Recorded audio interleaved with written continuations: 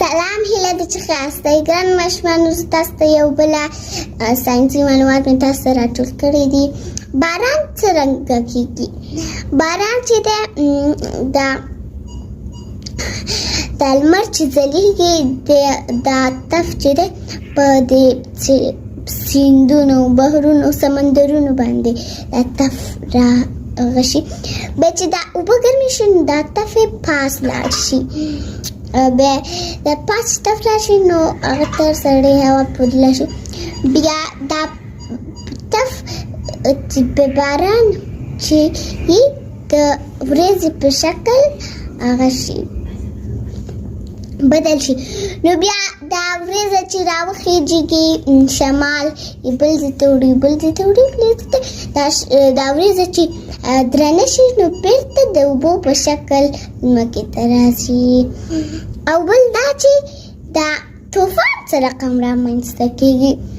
سړه هوا او ګرمه هوا چې داسې ټکر وکړي نو طوفان د دې په منځ کې راشي. پایې چپکي، دا لوحې چپکي، دا شان چپکي.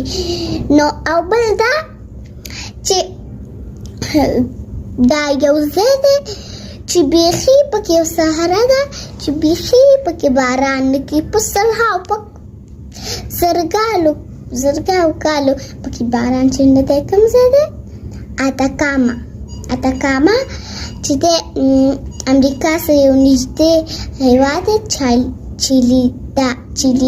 چیلي ورته وایي.